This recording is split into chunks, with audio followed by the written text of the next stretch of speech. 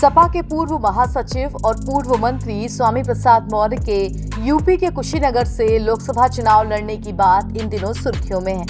सूत्रों के मुताबिक इंडिया गठबंधन से उनकी बातचीत चल रही है। वहीं दूसरी तरफ लखनऊ की एक विशेष एमपी एमएलए कोर्ट ने वजीरगंज पुलिस स्टेशन को स्वामी प्रसाद मौर्य के खिलाफ केस दर्ज करने का आदेश दिया है। उन पर हिंदू देवी देवताओं के खिलाफ बयान देकर भावनाएं आहत करने और समाज में विद्वेष फैलाने के आरोप हैं। खबर है कि स्वामी प्रसाद मौर्य कुशीनगर से लोकसभा चुनाव लड़ सकते हैं। चुनाव के लिए इंडिया गठबंधन से सपा के पूर्व नेता स्वामी प्रसाद मौर्य की बातचीत चल रही है। स्वामी प्रसाद मौर्य 2009 में कुशीनगर से कांग्रेस प्रत्याशी आरपीएन सिंह से हारे थे। स्वामी प्रसाद मौर्य 2009 में कुशीनगर से कांग्रेस प्रत्याशी आरपीएन सिंह से हारे थे। 2009 में वो बसपा के प्रत्याशी थे।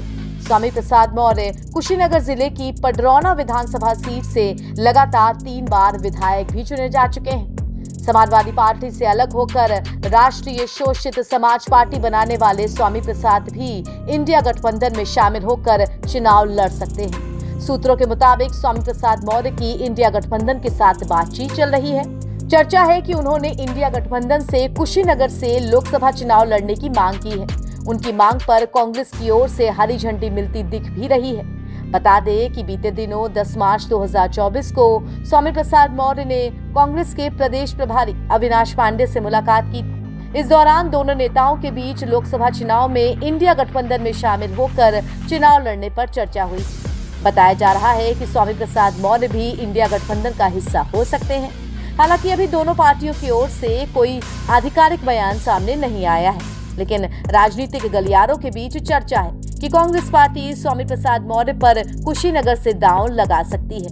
चर्चा ये भी है कि जल्द से जल्द स्वामी प्रसाद मौर्य कांग्रेस का दामन थाम सकते हैं। बीते दिनों जब स्वामी प्रसाद मौर्य और अविनाश पांडे के बीच मुलाकात हुई थी, तो इसकी जानकारी स्वामी प्रसाद ने सोशल मीडिया प्लेटफॉर्म एक्स पर एक फोटो शेयर करते हुए दी थी। स्वामी प्रसाद ने अपनी पोस्ट पर लिखा था कि दोनों के बीच औपचारिक भेंटवार्ता में इंडिया गठबंधन के विस्तार पर सकारात्मक चर्चा हुई। बता दें कि सपा छोड़ने के तुरंत बाद स्वामी प्रसाद मौर्य ने अपनी नई पार्टी बनाने का ऐलान कर दिया था।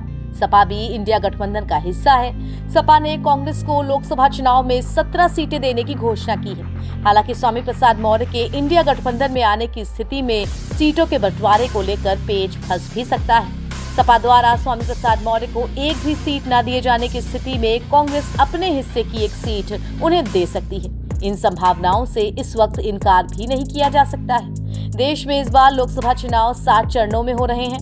बस्ती मंडल में छठे चरण में 25 मई को, गोरखपुर मंडल की सीट पर 1 जून को 7वें चरण में वोटिंग होगी। गोरखपुर बस्ती मंडल में कुल 8 लोकसभा सीटें हैं। गोरखपुर मंडल में गोरखपुर, देवरिया, महाराजगंज, कुशीनगर, बांसगांव और बस्ती मंडल में बस्ती, संत कबीर नगर और डुमरियागंज सीट आती है। एनबीटी ऑनलाइन की रिपोर्ट।